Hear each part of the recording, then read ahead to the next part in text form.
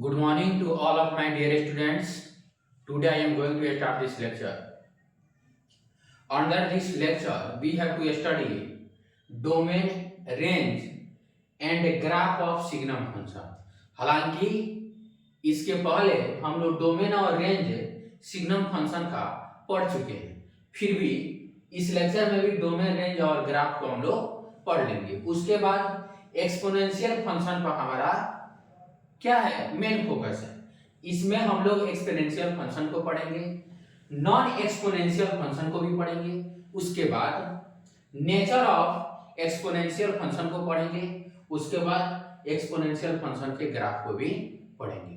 तो सबसे पहले हम क्या करते हैं, एक्सपोनेंशियल फंक्शन को पढ़ते हैं। तो fx is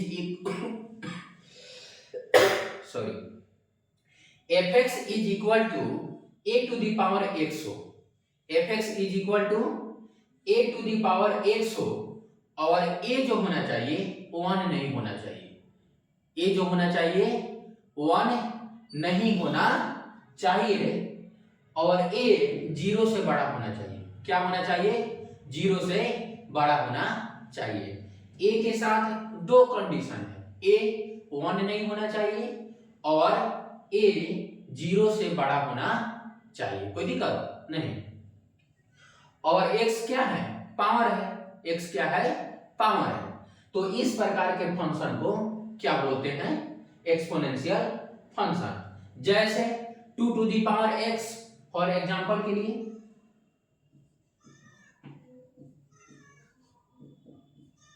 2 to the power x क्या है? एक एक्सपोनेंशियल फंक्शन है। 3 to the power x क्या है?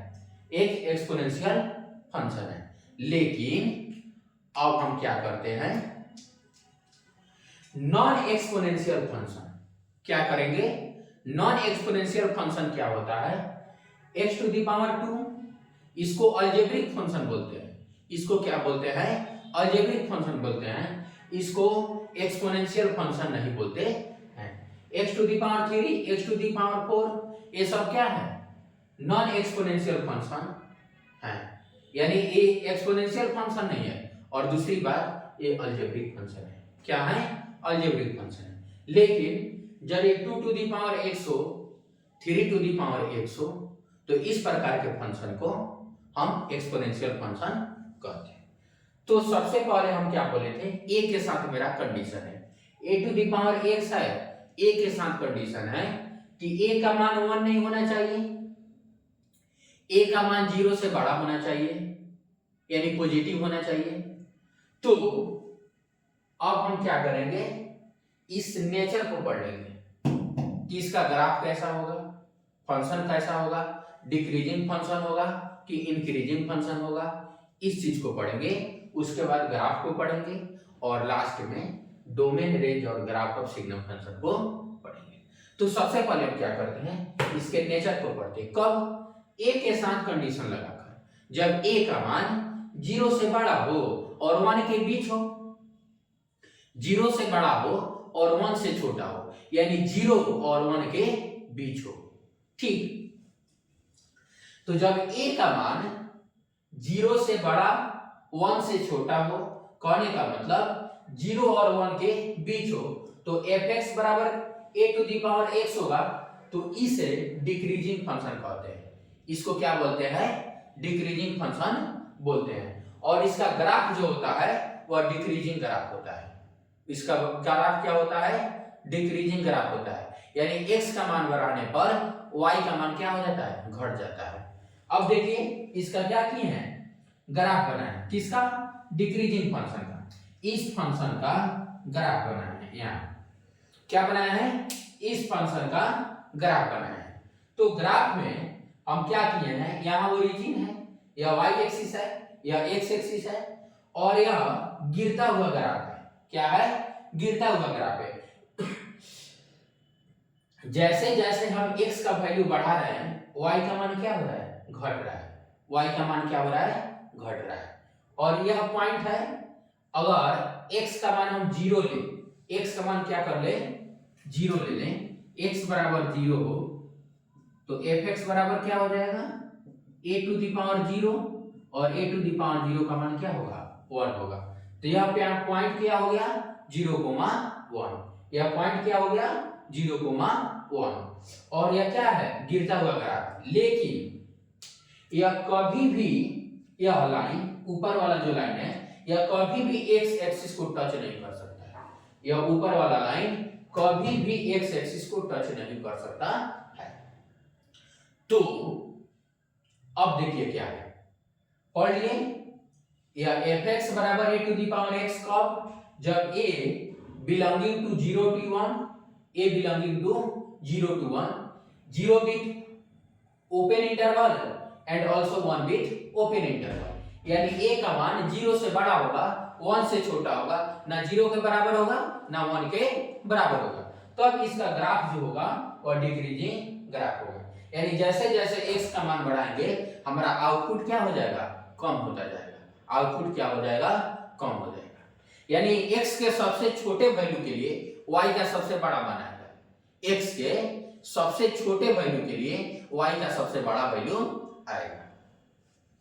तो इसमें क्या जब हम सवाल सॉल्व करेंगे तो इसको अप्लाई करेंगे, इसको x1 is less than x2 हो तो fx1 ग्रेटर देन fx2 होता है, x1 is less than x2 हो तो fx1 ग्रेटर देन fx2 होता है। कहने का मतलब x1 क्या हो छोटा हो और x2 क्या हो बड़ा हो। हम a पॉइंट x1 लेते हैं और a पॉइंट x2 लेते हैं, ध्यान से समझिएगा। e पॉइंट x1 लेते हैं और e पॉइंट x2 लेते हैं तो x2 पर fx का मान क्या है कम आया है और x1 पर fx का मान कितना आया है बड़ा आया है। अब देखिए यहां इसको ऐसे मिलाएंगे इसके सामने जाएगा और इसको ऐसे मिलाएंगे तो इसको नीचे जाएगा, ठीक। तो x2 के लिए x2 एक बड़ा वैल्यू हो गया x1 से, लेकिन जब y का मान निकालेंगे, जब fx1 का मान निकालेंगे, fx2 का मान निकालेंगे तो fx2 का मान क्या होगा कम होगा और fx1 का मान क्या होगा बड़ा होगा। कब जब हमारा ग्राफ जो होगा डिक्रीजिंग होगा और फंक्शन क्या होगा डिक्रीजिंग फंक्शन होगा। तो fx1 का मान क्या हो जाएगा बड़ा हो जाएगा और fx2 का मान क्या हो जाएगा छोटा हो जाएगा, यानी a to the power x1 का मान a to the power x2 के मान से क्या होगा बड़ा होगा, a to the power x1 का मान a to the power x2 के मान से क्या होगा बड़ा होगा। जैसे 1/2 टू दी पावर 1/2 का पावर x, 1/4 का पावर x, 2/5 का पावर x, ये सभी क्या है डिक्रीजिंग फंक्शन के उदाहरण है। क्या है डिक्रीजिंग फंक्शन के उदाहरण है। अब हमको क्या करना है इंक्रीजिंग फंक्शन के बारे में पढ़ना है। इंक्रीजिंग फंक्शन का मतलब हुआ x का मान बढ़ाने पर y का मान भी क्या होगा बढ़ेगा, x का मान बढ़ाने पर y का वैल्यू क्या होगा बढ़ेगा। तो when y is equal to a to the power x, y is equal to a to the power x and a is greater than 1 से बड़ा, क्या है 1 से बड़ा है, तो हमारा ग्राफ जो होता है वह इंक्रीजिंग ग्राफ होता है। इंक्रीजिंग ग्राफ है, क्या है इंक्रीजिंग ग्राफ है। इंक्रीजिंग का मतलब होता है x का मान बढ़ाने पर y का मान क्या हो जाएगा बढ़ेगा और यह लाइन कभी भी x एक्सिस को टच नहीं करती है, यह लाइन जो है कभी भी x एक्सिस को टच नहीं करती है। अब देखिए example 2 to the power x और 3 टू दी पावर x, ठीक। तो इसमें जो होता है साइन ऑफ इनइक्वालिटी चेंज नहीं होता है और इसमें साइन ऑफ इनइक्वालिटी क्या हो जाता है चेंज हो जाता है। डिक्रीजिंग फंक्शन में साइन ऑफ इनइक्वालिटी क्या हो जाता है रिवर्स हो जाता है, लेकिन इंक्रीजिंग फंक्शन में साइन ऑफ इनइक्वालिटी रिवर्स नहीं होता है, चेंज नहीं होता है। यदि x1 x2 से बड़ा हो तो fx1 भी fx2 से क्या होगा बड़ा ही होगा, x1 x2 से बड़ा हो तो fx1 भी fx2 से क्या होगा बड़ा ही होगा, यानी a to the power x1 will greater than a to the power x2, a to the power x1 will greater than a to the power x2। अब इतना चीज पढ़ लिए, ठीक है। अब हमको केवल डोमेन, रेंज और ग्राफ ऑफ सिग्नम फंक्शन के बारे में पढ़ लेना है।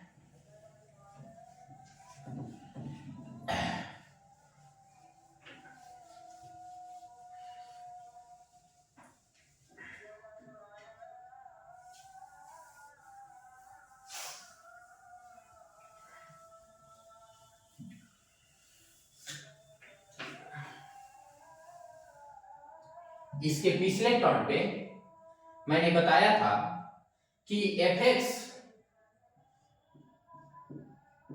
सिग्नम x हो, क्या हो, सिग्नम x। fx यदि सिग्नम x हो तो सिग्नम x का मान, सिग्नम x का मान, सिग्नम x का मान 1 होगा। कब? जब x will greater then 1। x क्या हो, 1 से बड़ा हो, यानी इसके अंदर आने वाली एंट्री 1 से बड़ा होना चाहिए। 0 होगा यदि x 0 हो, और -1 होगा कब? जब x लेस देन 0। x क्या हो, लेस देन 0, यानी x का मान 1 से बड़ा लेना है, x का मान 0 लेना है, और x का मान 0 से छोटा लेना है। तो जब x का मान 1 से बड़ा होगा तो सिग्नम x का मान क्या आएगा, 1 आएगा। x का मान 0 होगा तो सिग्नम x का मान 0 आएगा। x का मान 0 से छोटा होगा तो सिग्नम x का मान -1 आएगा। यानी हमारा जो डोमेन हो गया,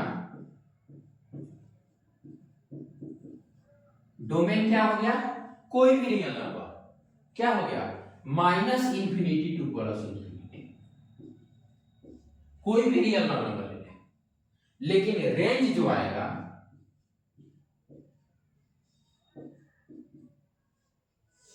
रेंज जो आएगा वो या तो 0 आएगा, या तो 1 आएगा, या तो -1 आएगा। कितना आएगा, या तो 0 आएगा, या तो 1 आएगा, या तो -1 आएगा। कहने का मतलब यदि हम ग्राफ ले लें, ये हमारा y एक्सिस, ये हो गया x एक्सिस,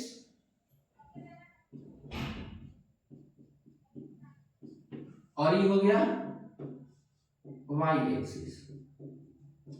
क्या हो गया, y एक्सिस। ये क्या हो गया, x एक्सिस। ये क्या हो गया, 0। कोई दिक्कत नहीं। तो x का मान 0 हो, x का मान क्या हो, 0 हो, तो सिग्नम फंक्शन का मान क्या होगा, 0 होगा। लेकिन जैसे x का मान 1 से बड़ा होगा, क्या होगा, 1 से बड़ा होगा, तो सिग्नम x का मान क्या आएगा, 1 आएगा। सिग्नम x का मान क्या आएगा, 1 आएगा। लेकिन जैसे 1 से छोटा होगा, सिग्नम x का मान -1 आएगा। क्या आएगा, -1 आएगा।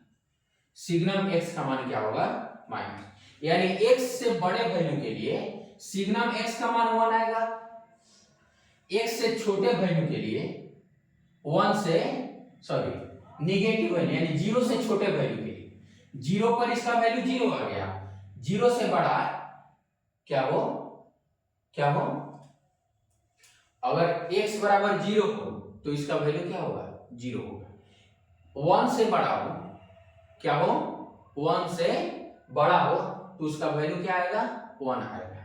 और यदि 0 से छोटा हो तो उसका वैल्यू क्या आएगा, -1 आएगा, -1 आएगा।